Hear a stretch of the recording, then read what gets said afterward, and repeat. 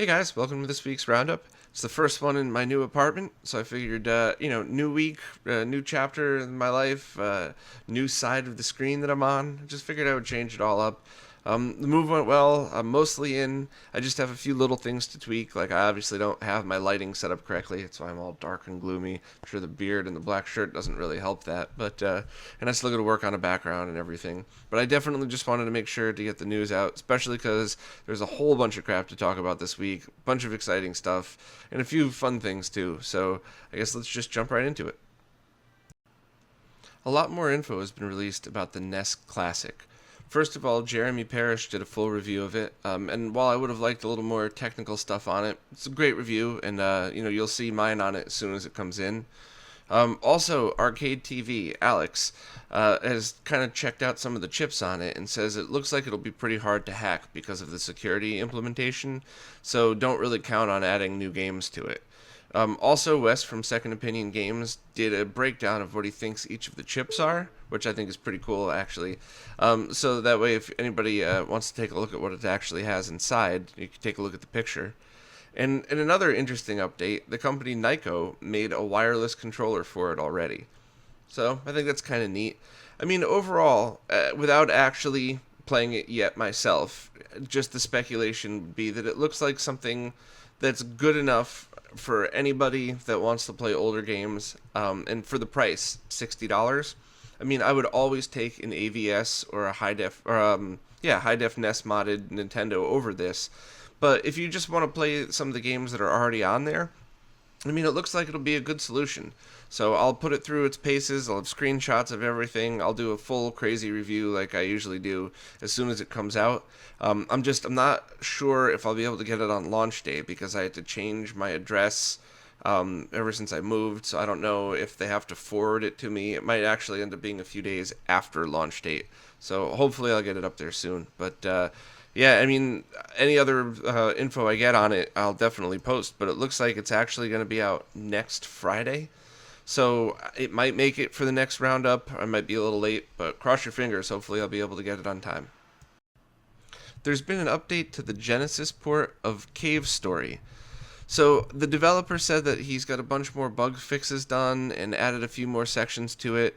And basically, it's just a lot of polish. And it looks great. I can't wait for it to be finished because I really love Cave Story. And I think playing it on an original Genesis console through a ROM cart, it's got to be just the coolest way to experience it. So, hopefully he'll just keep progressing as quickly as he has, and we'll keep getting awesome new updates. And also, this is kind of old news. For whatever reason, I had it on my list of things to talk about and just kept forgetting. So, sorry about that. I'll try not to let that happen again. But, with Cave Story Genesis, progress is coming along, and I'm pretty excited about it. Next, Ben Heck just came up with a controller that works on Nintendo, Super Nintendo, and Genesis.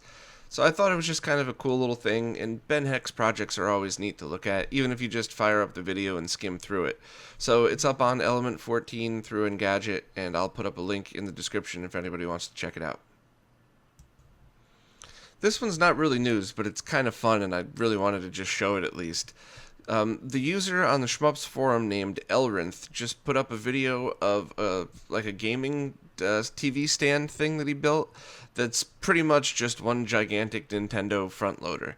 So I thought it was really neat. It's not like a kit that he's selling or anything. He just built it for himself, but I just figured all of us retro nerds would probably get a kick out of it. So check it out and see if you like it. Next, Firebrand X is about to release an updated version of his NES color palette. So version 6 that he had released was pretty much perfect in my opinion. I mean, there were maybe a few things people were asking about, but I thought it was absolutely awesome and really liked it. I thought it was very true to the original, but he has further found a few things to tweak, and one of them, which was kind of interesting, is changing the blues to make it the correct color for Super Mario Brothers. And I guess there was a debate as to how blue or purple it should be when somebody found an interview with Miyamoto himself, and it said, in regards to the Super Mario Brothers blue sky, at the time you could only have about 3 colors for the blue sky on the family computer. It took me a while to decide which one I would use, and eventually I picked the purplish one. I felt that purple had the depth of nature. I was really into that. So I guess that settles the debate. The sky in Mario Brothers should be just a slight purple hue to it. But pretty much minor changes from version 6 to version 7. So I think it's that and the red bricks in one of the Castlevania games. I could be wrong about that one, but it's my opinion that if you already have version 6 on your on your NES RGB board, if you don't own a programmer, if you have to send it out to get programmed, I probably wouldn't do it just because it costs a lot and, it's a bit kind of a pain. But if you own your own programmer, definitely do it. I mean, you might as well. And also, I'll reach out to the High Def NES creator and the AVS creator and see if they'll be willing to implement it into their designs as well. Because I think that would be pretty cool to just kind of keep it the same on all devices. But it's really up to them. It takes time to add these things, but I'll keep everybody updated. Last week, Eurogamer reported that Nintendo was going to stop production on all Wii U consoles, and then pretty much right afterwards, Nintendo came back and said, no, we're not. So I'm not really sure how I feel about that. After talking about the sales numbers last week and seeing how gloomy it was for the Wii U, I guess I wouldn't blame them. And since they're concentrating on the Switch, I don't really know. What do you guys think about that? Should they just give up altogether on the Wii U and spend all their time and effort on the new console? I'm a Wii U owner. I don't really know how I feel about them stopping the consoles. I guess I really wouldn't care as long as, they still put out games on it, I guess at least a little bit. But I don't know. What do you guys think about that?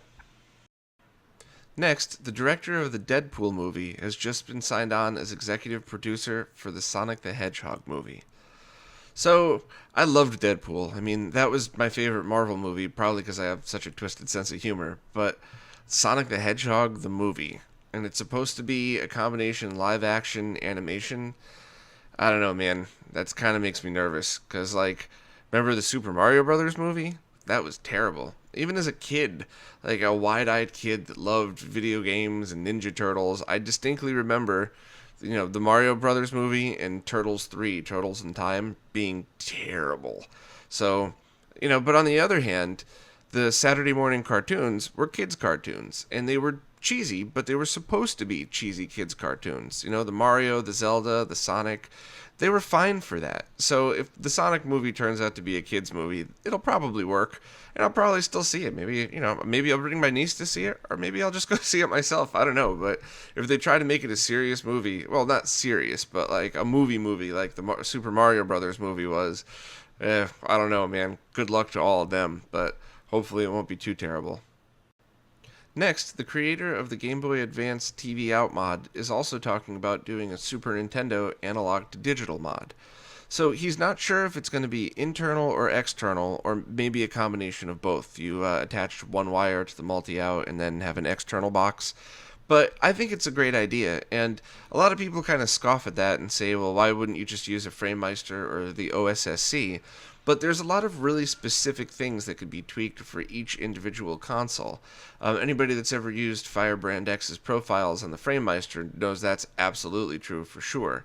So having something designed specifically for the SNES might really be able to open up a whole other world of things you could do. So maybe you could have a more compatible line triple mode, depending on the chip that's used. Maybe we could finally start getting into 4K, because whether we like it or not, 4K TVs are much more common than 1080p these days, so might as well jump on board. But the thread is on Shmups for anybody that wants to follow it. I'll, of course, be updating with any info as soon as any news is released on it, but I'm excited. This NES is my favorite console, and I'd love a way to play it reliably in the highest quality possible on a flat screen, as well as on my RGB monitors. Because especially now that I'm in a tiny little place, the only monitor I have here with me is my little 8-inch, which I use for testing. Can't really game on an 8-inch monitor. So for me personally, I'm looking for the best ways to play it on my flat screens. So hopefully this is one of them, and I'll keep everybody updated. Blizz just posted something pretty interesting up on the Shmups forum. He has one of those Bandage Scarp switches, which people have really mixed reviews on them. Some people say they're terrible, some people love them, some people find that they don't have any signal degradation, and Blizz found on his there is a substantial difference in quality between direct in or using his. So there's got to be a bunch of different PCB revisions or something. I know Voltar, who was on last week, he actually found a fix for one of them when there was interference on one of the ports. but Blizz found it on all the ports, I believe. So, this is just another one of the reasons I love the G-Scarp Switch, because it was designed specifically for gaming and specifically to get rid of problems like this.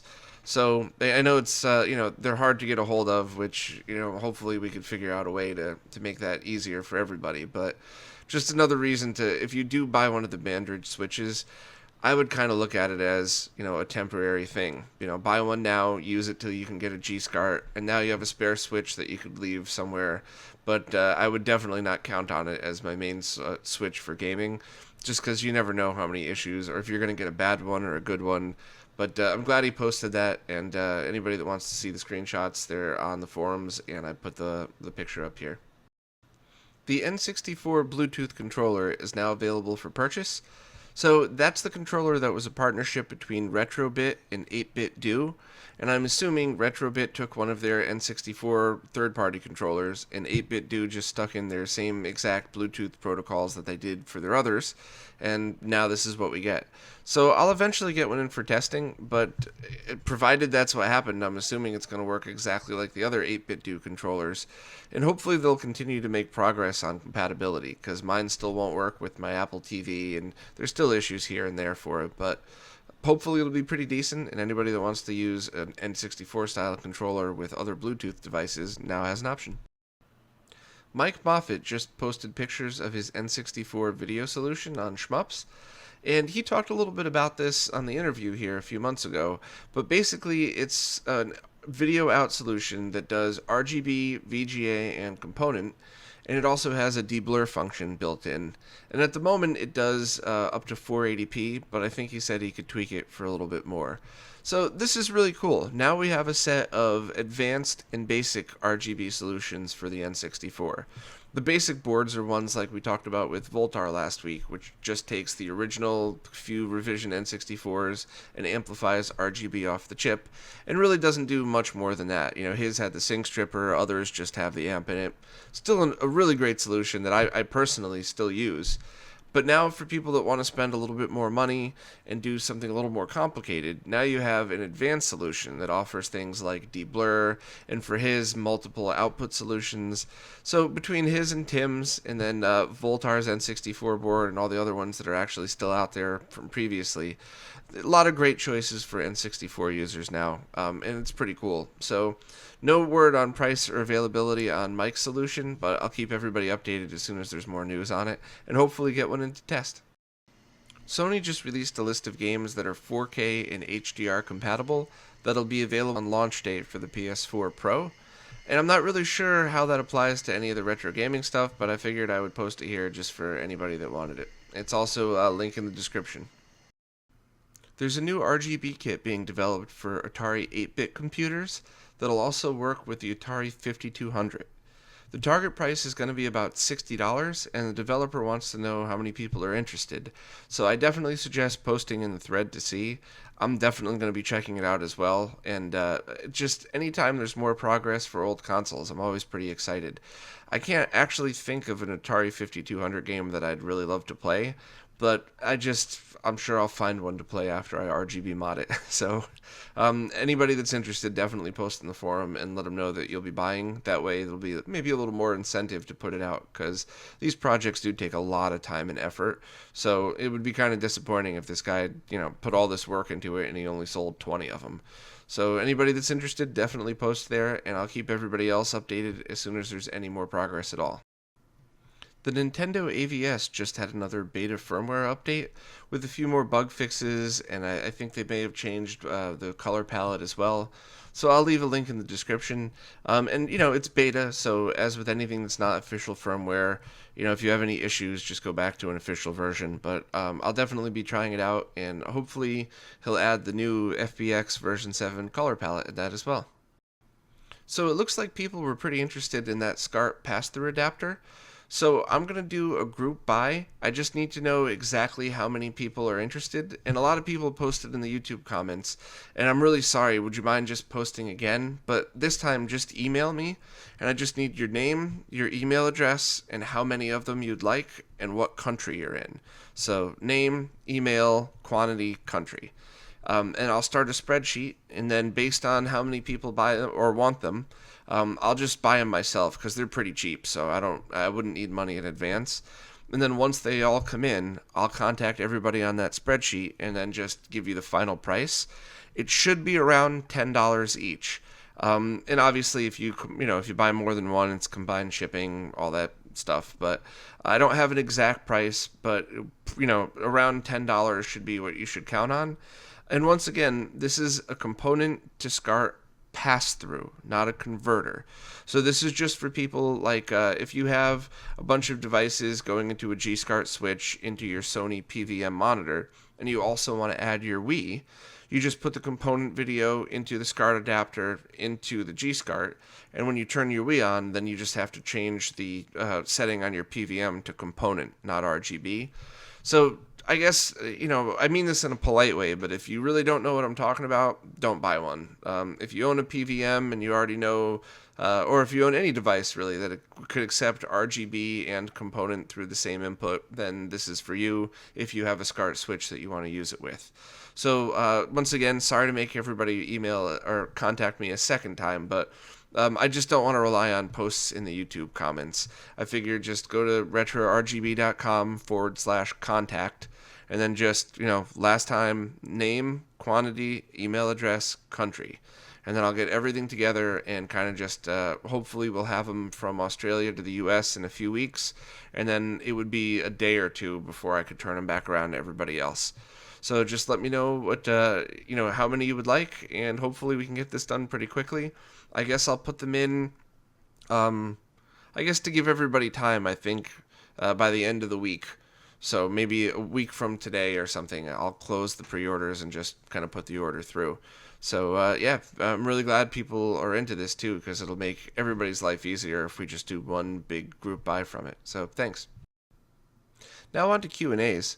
First from Co-op Shop, he asked if there's any new info on consoleized Game Gears. So the short answer is no, there's no new info at all.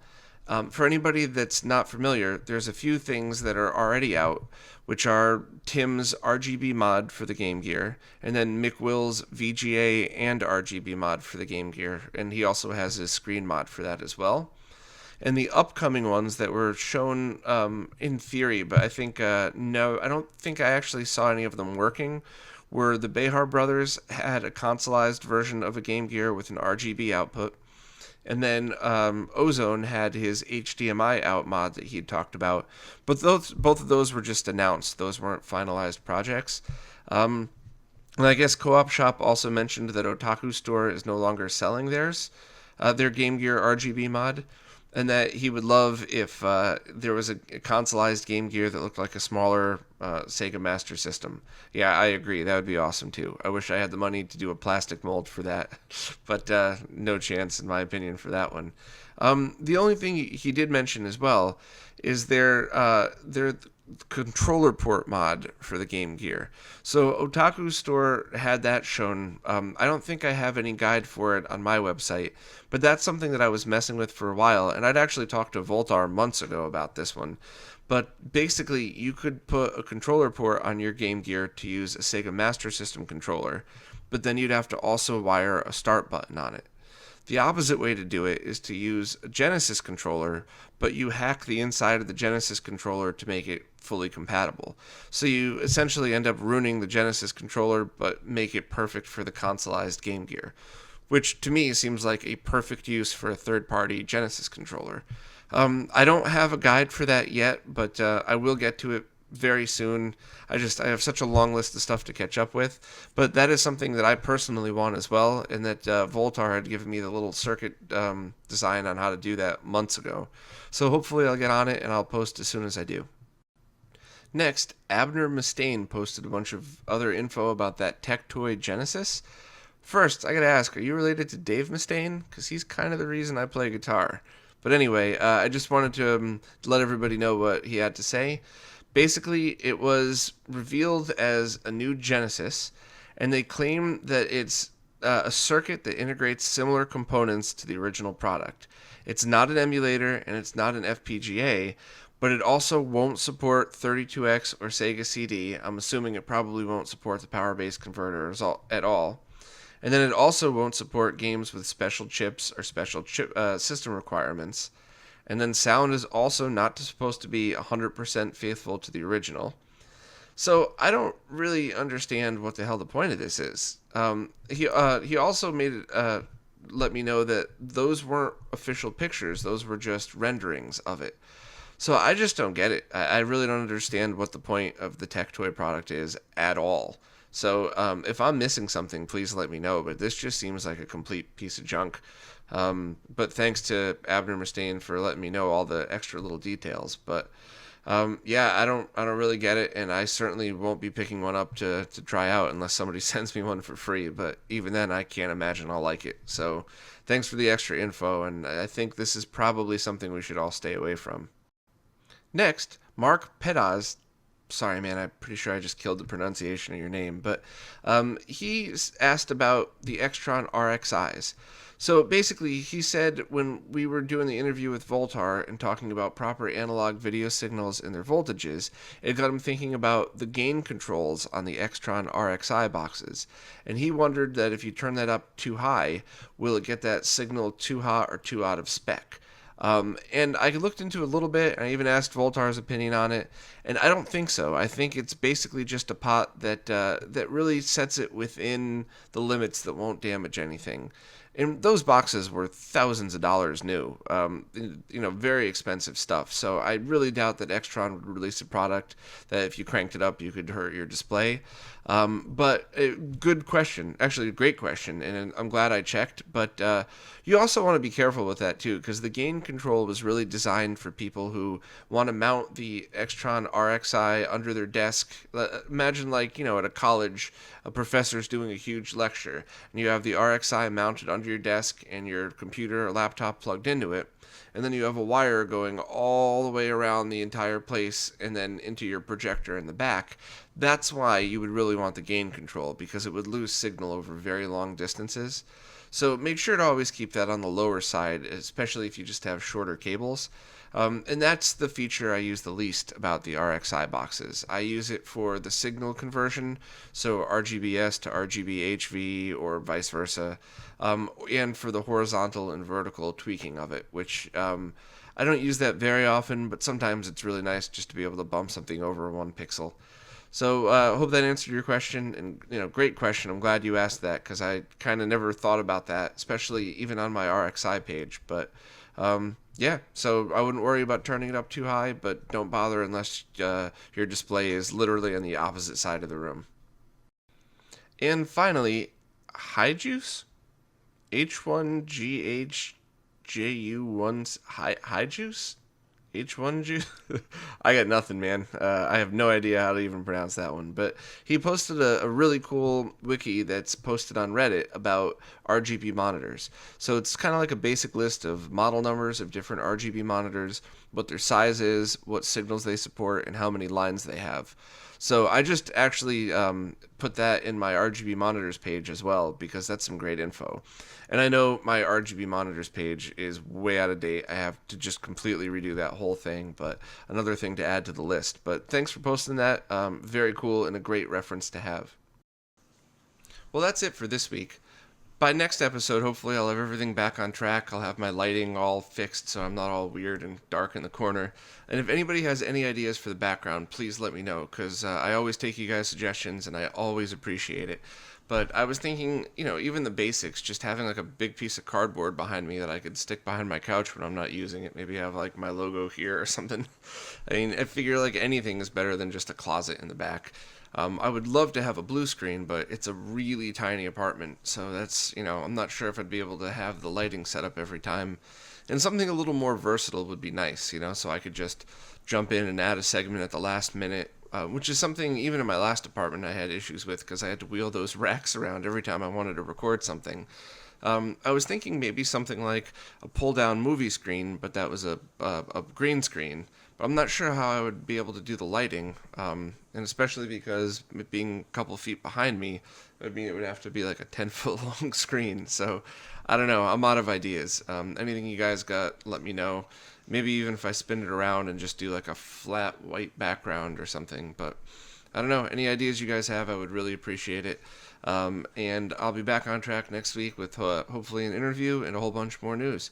So thanks again. I'll see you next week. And any comments and criticisms, always appreciated. So take care.